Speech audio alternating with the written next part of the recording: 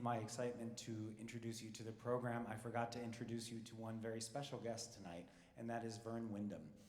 Many of you will know Verne's voice if you don't know his appearance as one of the announcers on KPBX. He is also the program director. Those of you who have a longer memory may remember that Verne was the longtime conductor of the Spokane Youth Symphony and horn player in the Spokane Symphony. But if you don't know him in any of those guises, you will recognize a true intellect and just a wonderful, wonderful voice. So I'd like to welcome to stage at this point, Verne Windham.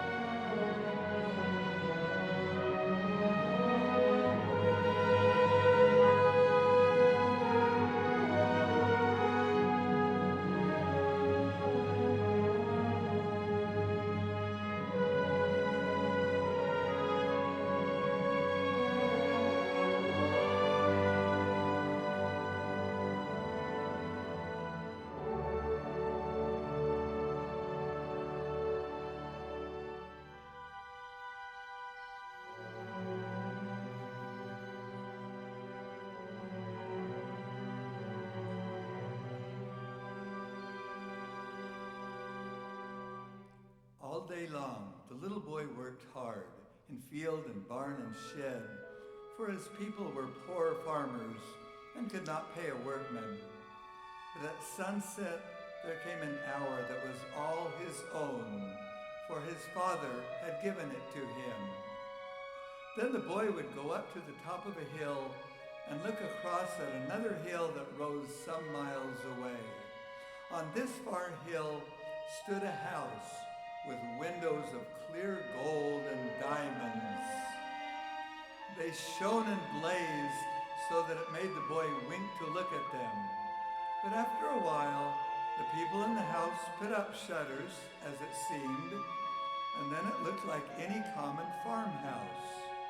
The boy supposed they did this because it was supper time, and then he would go into the house and have his supper of bread and milk, and so to bed. One day the boy's father called him and said, "You have been a good boy and have earned a holiday. Take this day for your own. but remember that God gave it, and try to learn some good thing." The boy thanked his father and kissed his mother. Then he put a piece of bread in his pocket and started off to find the house with the golden windows.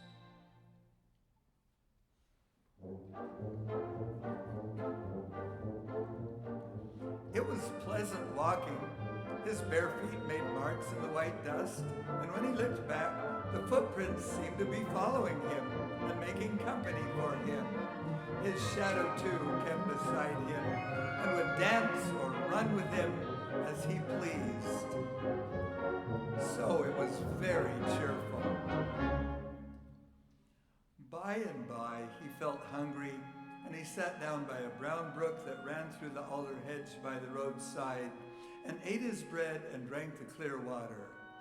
Then he scattered the crumbs for the birds, as his mother had taught him to do, and went on his way.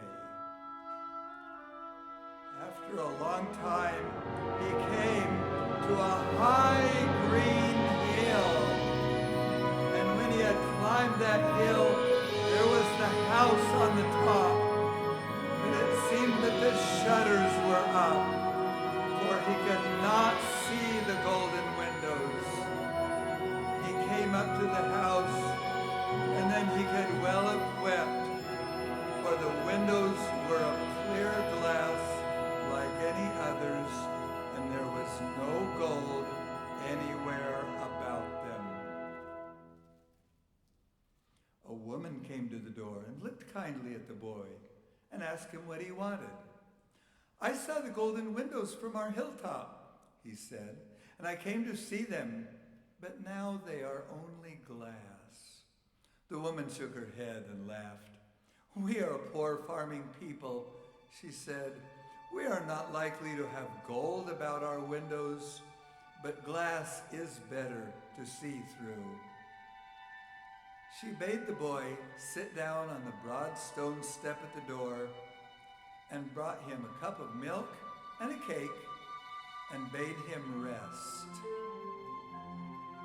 Then she called her daughter, a child of his own age, and nodded kindly at the two and went back to her work. The little girl was barefooted like himself and wore a brown cotton gown, but her hair was golden like the windows he had seen, and her eyes were blue like the sky at noon. She led the boy about the farm and showed him her black calf with a white star on its forehead, and he told her about his own at home, which was red like a chestnut with 4 white feet. Then when they had eaten an apple together and so had become friends, the boy asked her about the golden windows. The little girl nodded and said she knew all about them, only he had mistaken the house.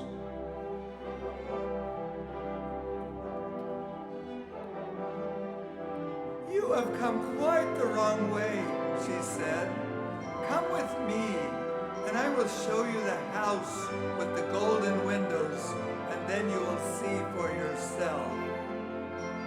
They went to a knoll that rose behind the farmhouse, and as they went, the little girl told him that the golden windows could only be seen at a certain house about sunset. "Yes, I know that," said the boy. When they reached the top of the knoll, the girl turned and pointed, and there on the hill far away stood a house with windows of clear gold and diamond, just as he had seen them. And when they looked again, the boy saw that it was his own home. Then he told the little girl that he must go, and he gave her his best pebble, the white one with the red band that he had carried for a year in his pocket. And she gave him 3 horse chestnuts, one red like satin, one spotted, and one white like milk.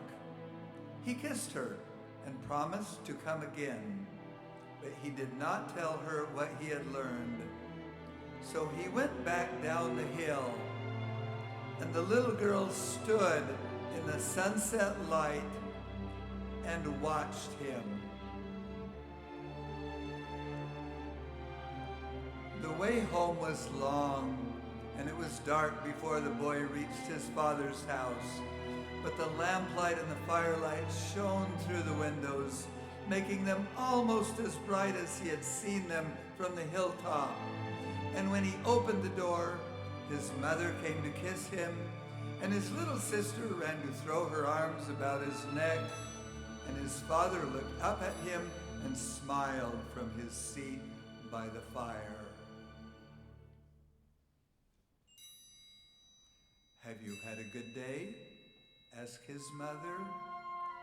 Yes, the boy had had a very good day. "And have you learned anything?" asked his father.